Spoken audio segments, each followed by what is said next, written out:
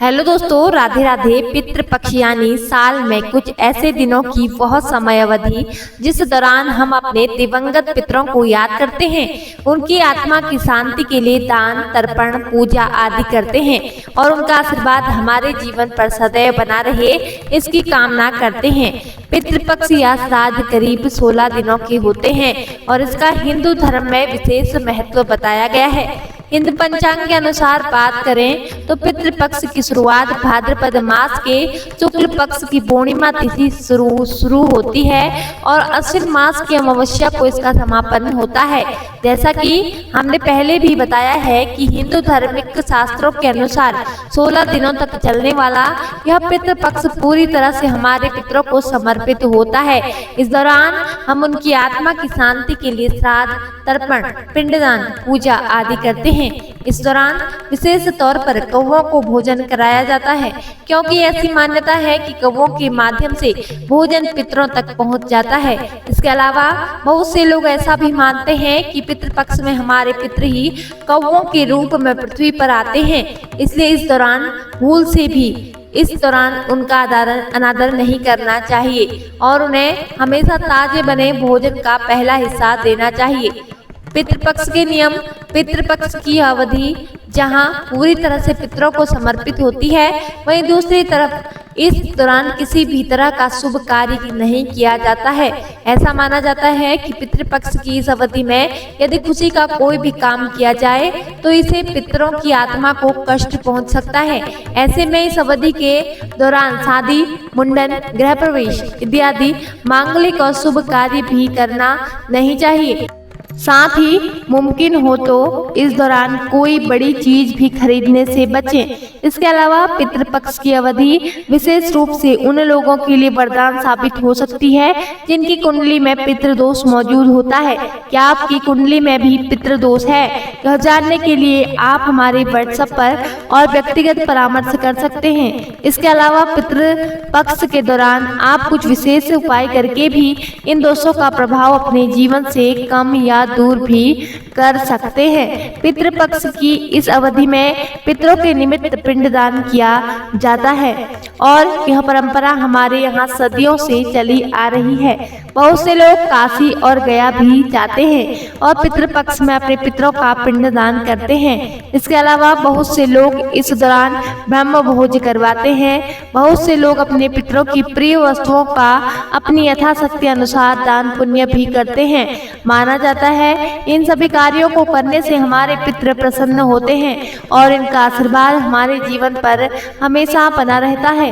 हालांकि पितृपक्ष में यदि अपने पितरों का श्राद्ध न किया जाए तो इससे उनकी आत्मा तृप्त नहीं होती है।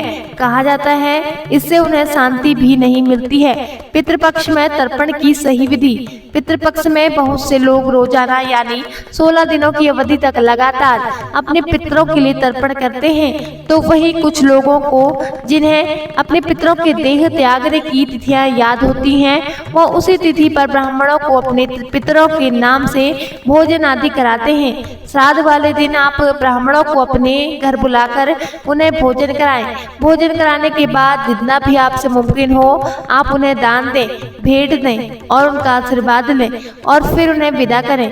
इस दिन ब्रह्मचर्य का पालन करना चाहिए और साथ ही प्याज और लहसुन से दूरी बनाकर रखनी चाहिए। यह जानते हैं आप पितृपक्ष में पितरों को अंगूठे से ही क्यों दिया जाता है पानी? दरअसल महाभारत और अग्नि पुराण के अनुसार ऐसा कहा जाता है कि जब पितरों को अंगूठे से जल दिया जाए तो उनकी आत्मा को शांति मिलती है। इसके अलावा ग्रंथों के अनुसार बताई गई पूजा पद्धति के अनुसार बात करें तो हमारी हथेली के जिस हिस्से पर अंगूठा होता है उसे पितृ तीर्थ कहा जाता है। ऐसे में पितृ तीर्थ से चढ़ाया गया जल पिंडों तक जाता है और इससे हमारे पितृ पूरी तरह से तृप्त होते हैं। इसके अलावा श्राद्ध के दौरान अनामिका उंगली से कुशा घास से बनी अंगूठी धारण करने की परंपरा है। ऐसा माना जाता है कि कुशा के अग्र भाग में ब्रह्मा, मध्य में विष्णु और मूल भाग में भगवान शंकर निवास करते हैं। ऐसे में जब हम इस अंगूठी को धारण करके श्राद्ध करते हैं तो इससे हमारे पितृ प्रसन्न और पवित्र होते हैं, हमारी पूजा स्वीकार करते हैं। और हमारे जीवन पर अपना आशीर्वाद हमेशा बनाए रखते हैं। पितृदोष के कारण और लक्षण और उनके निवारण के उपाय, जैसा कि हमने पहले भी बताया है कि पितृपक्ष की अवधि विशेष रूप से उन लोगों के लिए वरदान साबित हो सकती है जिनके जीवन में पितृदोष का साया हो। ऐसे में आइए कुछ लक्षणों के माध्यम से जानते हैं कि कहीं आपके जीवन पर भी पितृदोष तो नहीं है। अगर है तो इसके क्या कारण हो सकते हैं और इसके निवारण के लिए आप क्या कुछ उपाय कर सकते हैं। पितृदोष के लक्षण, यदि आपके जीवन में दुख निरंतर बना रहता है या धन का अभाव रहता है तो यह पितृदोष के लक्षण हो सकते हैं। सांसारिक जीवन और आध्यात्मिक साधनों में बाधा उत्पन्न होना पितृदोष का लक्षण होता है। अदृश्य शक्तियां यदि आपको परेशान करती हैं तो यह भी पितृ बाधा के लक्षण होते हैं। जिन जातकों के जीवन में पितृदोष का साया होता है उनके माता पक्ष के लोगों के साथ संबंध अच्छे नहीं होते हैं। इसके अलावा पितृपक्ष का साया जिन व्यक्तियों के जीवन में होता है ऐसे लोगों की तरक्की रुक जाती है, समय पर विवाह नहीं होता है और हो भी जाता है तो इसमें तमाम बाधाएं आने लगती हैं, काम करते में रुकावट आती है, पारिवारिक कलह क्लेश बढ़ जाता है और जीवन एक संघर्ष की तरह हो जाता है। पितृदोष कारण, वजह जानने के बाद अब अहम सवाल उठता है कि आखिर पितृदोष के कारण क्या होते हैं, तो यह भी जान लेते हैं। दरअसल जब किसी जातक के घर के आसपास व्यक्ति मंदिर में तोड़ फोड़ हुई हो या पीपल का पेड़ काटा गया हो या पिछले जन्म के पाप की वजह से भी पितृदोष लगता है, पूर्वजों से संबंधित आपने कोई गलत काम या पाप किया हो तो इससे भी पितृदोष जीवन में बन सकता है।